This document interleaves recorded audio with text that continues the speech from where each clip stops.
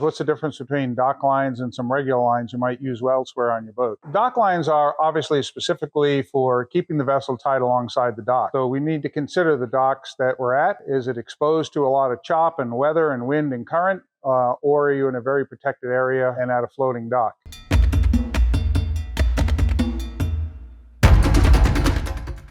Typical choices are for three-strand, usually good for vessels below 30 feet. The other is a nylon or polyester double braid. And generally for vessels 40 feet and above, you're going to get a little bit more stretch and give with the nylon, up to 14%, versus the polyester, which is 3% or less. Stretch provides the ability to give a little bit of give in reaching that point where the lines start to take on some load. And so if you're in a place where there's a lot of current and the boat jumping around, you want that line to give a little bit. I would say in general that you're going to be better off performance-wise with a nylon double braid. You can use a nylon double braid in small vessels as well as large vessels. Tables on the internet that will recommend sizes for the type of vessel you have, but you need to consider things like windage. How much windage your vessel has. Is it a big sport fisherman that has a lot of sail area, or is it a sleek, low-profile sailboat that will have less windage? That's one thing. And so you want to look at those tables and see. So typically 30-footer could get away with half-inch if it's at a very protected area. You may want to go up to 5/8 if you're in an area that's exposed. So size does depend on mooring situation and the windage of the vessel. How long should our lines be?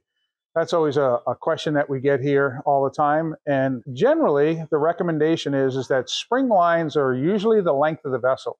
So if you got a 40-foot boat, you'll have a 40-foot spring line, both in the bow and the stern springs. Lines that are for the bow and stern typically are about 40% of that length. But again, it somewhat depends on the beam of your vessel. If you've got a very wide vessel, then you're going to want to go up to 50 or 60% in those lengths. So that's the typical recommendation.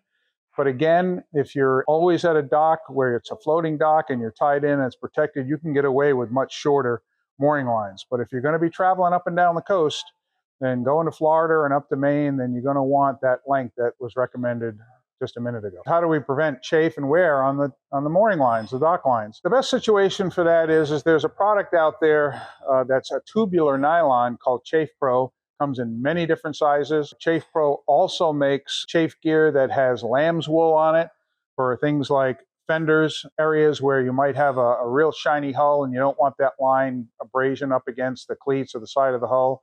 And those products are readily available. We often splice the Chafe Pro right into the eye of the line to prevent damage to the line via the cleats or the bollards that you might have or bits that you're going to.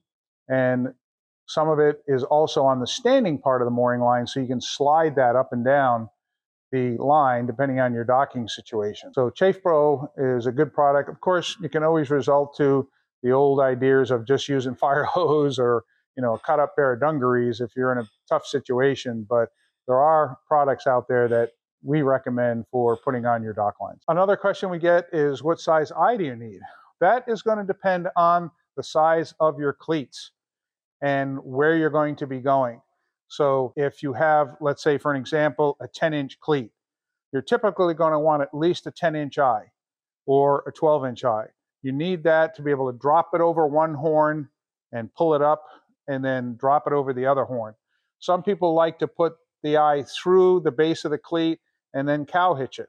Not a recommendation, but that's another thing that you see. Again, remember that once you do have an eye in it, if you do go to an unusual docking situation, you can always take the eye, reach through with your hand, and pull it through and make a bigger eye that's necessary. So that's another thing. So don't be too worried sometimes that you don't have a big enough eye, because you can always pull it through itself. Okay, recommendations for dock lines. There's another alternative for dock lines that we're seeing come up more and more, especially in the yacht industry. We're seeing a turn towards an 8-plate or a 12-plate that I have in my hand here. This happens to be Mega Braid from New England Ropes, and it comes in either white or black, and again, comes in large sizes all the way up to 1.5 inches. So we're seeing this become a more popular line.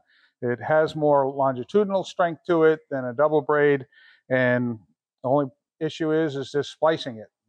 Typically, you're going to have to take that to your favorite rigging shop to get this spliced, but that is another alternative that we're seeing more and more and more. The other is New England rope is one sample of a rope that we sell on a pretty typical basis. And these, again, just nylon double braids for smaller vessels. This happens to be 1/2 inch and 25 feet long. So you can get these pre-made from us also. However, I would say most of our production is custom mooring lines that we make for customers that walk in or get a hold of us by the phone. And so we can change the size of the eye. We can either put colored thread on it to signify that this is a spring line or a stern line. A lot of people like that. So a lot of folks do a lot of custom type of dock lines for their vessels.